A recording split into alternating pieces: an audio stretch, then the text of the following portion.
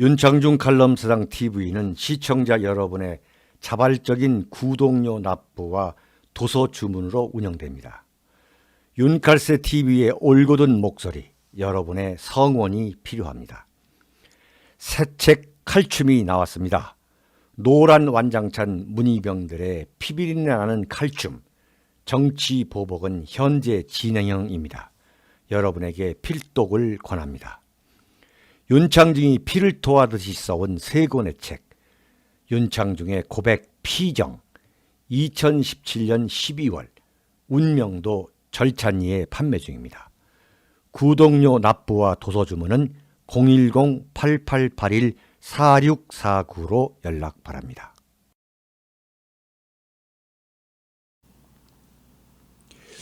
이번 선거에서 정말 웃기는 것 중 하나가 뭐냐면은 안철수와 유승민이가 갑자기 무슨 보수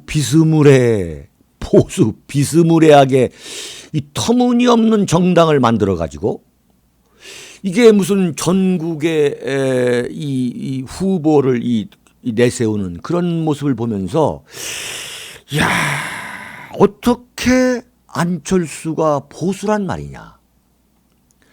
국민의당을 만들어 가지고 총선에서 뭐 광주 전남을 석권한 적이 과연 얼마 전인데, 야, 이 뻔뻔한 인간들이구나.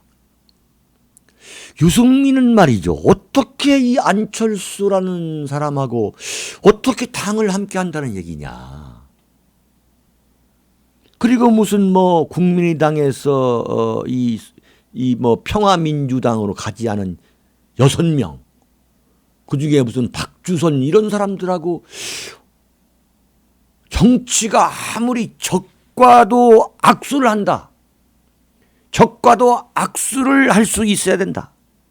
그리고 정치는 선한 사람이 하는 게 아니라 악한 사람이 하는 직업이다. 이런 이야기를 우리가 참 용인한다 해도 어떻게 안철수와 유승민이가 말이죠.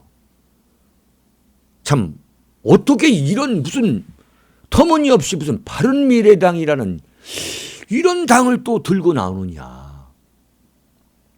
또 여기에 무슨 손학규까지 또 참여를 시켜가지고, 손학규는 또 어떤 사람입니까? 옛날 뭐 막말로 뭡니까? 보수 정당에서 14년 동안 완전 권력의 단물을 다 빼먹던 사람 아니겠어요? 옛날에 뭐 민자당에 들어와가지고 한나라당, 새누리 이렇게 했던 양반이, 새누리당은 물론 아니죠. 완전히 이게 지금 돌고 돌아가지고 열린우리당 민주당 해가지고 돌고 돌아가지고 정동영하고 대선 후보 경선까지 하다가 떨어져가지고 저 수원에서 국회의원까지 나왔다 떨어지니까 전라도 강진에 가가지고 2년 동안 집거하다가 말이야. 집거도 아니죠. 뭐 왔다 갔다 하면서 이러다가 결국 이게 무슨 안철수, 유승민, 손학규 뭐 이런 정당이 무슨, 그러다가 참 이번에 바른미래당이 이번에 참 몰살에 가까운 참패를 했는데, 그러니까 유승민이가 대표직에 물러나겠다고 오늘 오전에 지금 기자회견을 하면서 공동 대표직에서 사퇴하겠다고 그랬어요.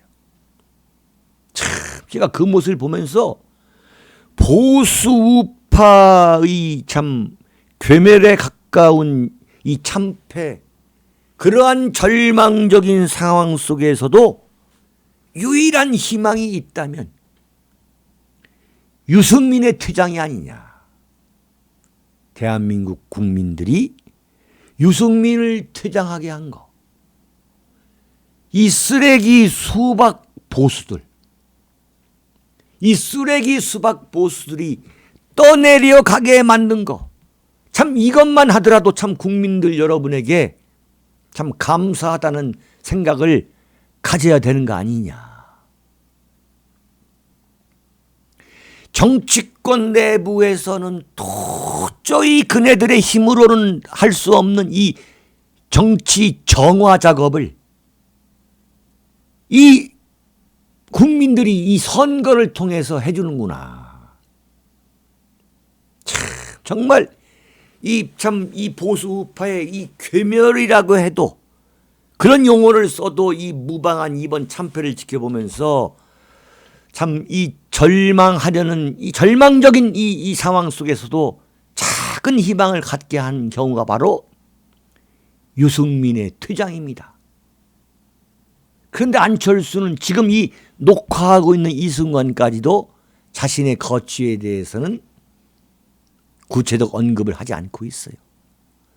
물론 안철수는 뭐 언급을 하던 말던 이미 끝났다고 봐야 되는 거죠.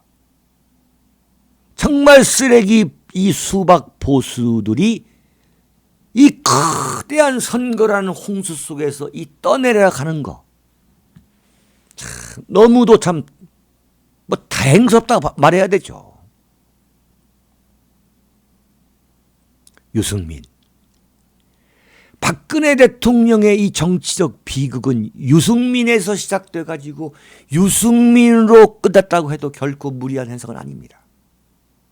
말하자면 지금 더불어민주당이 집권당 아닙니까? 당시 집권당인 새누리당에서 소위 원내대표라는 자가 대통령 박근혜를 향해 발목을 잡았어요. 이것을 대한민국 언론이 마치 무슨 독립운동가라도 되는 양 이 미화하면서 유승민의 간이 배 밖으로 나오면서 박근혜 대통령의 비극이 시작된 거죠.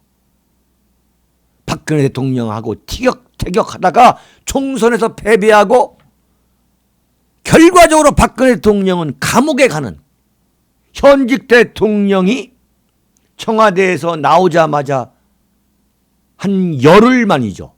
열흘도 안 됐죠. 8일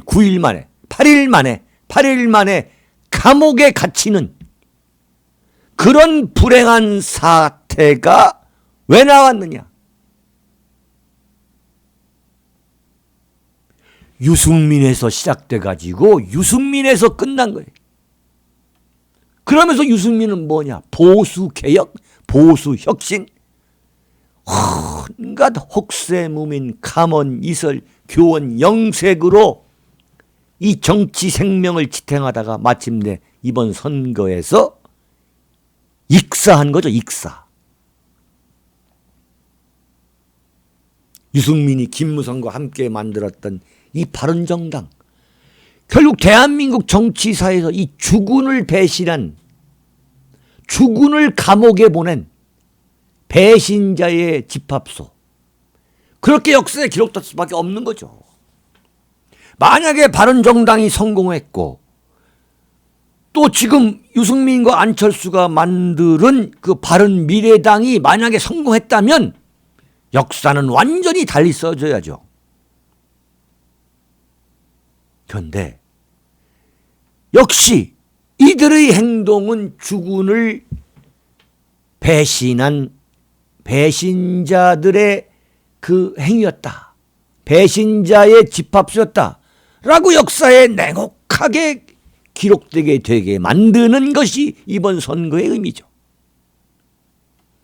정말 너무 다행스럽게도 우리 국민들이 이 같은 사실을 잊지 않고 지난해 5월 대선에서 유승민을 띄우려는 언론의 온갖 보도, 얼마나 유승민을 띄웠습니까? 그럼에도 불구하고 표를 몰아주지 않고 이번에 선거라는 물속에서 익사를 하게 만든 거죠. 결국 유승민은 이 국민의 당이라는 해괴한 당을 만들어가지고 호남을 잠식했던 안철수를 그 호남에서 빠져나오게 만들어가지고, 네? 정말로 해괴한 잡동사니 정당 바른미래당을 만들어가지고 손학규와 함께 재기를 모색했지만 고무풍선에서 바람이 휙 빠지게 빠져나가듯이 폭망했습니다. 다른 하건대 유승민의 재기는 이미 끝나버렸죠. 저는 이런 모습을 보면서 세상의 일을 공정하게 판정해 주시는 신과 같은 위대한 존재가 틀림없이 계신다고 다시 한번 절감하게 됩니다. 자유한국당 참패에도 불구하고 정말 다행스럽다고 해야 할 것은 또 하나 있습니다. 안철수가 서울시장 선거에서 3등에 그친 사실입니다. 만약 박원순 다음으로 안철수가 2위를 차지했다면 보수 우파 유망주라고 또 얼마나 난리를 치면서 보수 우파 핵심 지지층을 참 괴롭혔을 것인가를 생각하면 정말 다행입니다. 만약 안철수가 2등을 했다면 또 얼마나 이 보수 우파 세계에서 안철수가 대안이다, 보수 우파의 대안이라고 또 참 그렇게 말도 안 되는 주장을 펴는 그런 분들이 많이 나왔을 것인가. 그런 소리를 듣지 않게 된 것만 해도 참 천만다행이라고 참 위로하고 싶습니다. 쓰레기 수박 보수들 이제 정말 떠내려가는 것 같습니다. 안철수는 뭐 또 살아남기 위해서 또 뭐 그 머리 좋은 그 좋은 머리로 무슨 국리를 하겠죠. 뭐 그럴 위인이죠. 그렇지만 이제는 갈 때까지 갔다. 백약이 무효다. 그 정치판을 참 근 40년 지켜봐온 제가 장담할 수 있는 이야기입니다. 이제 뭐 정계를 떠나지 않으려 해도 이제 뭐 떠밀려 이미 떠날 수밖에 없게 됐다. 떠났다.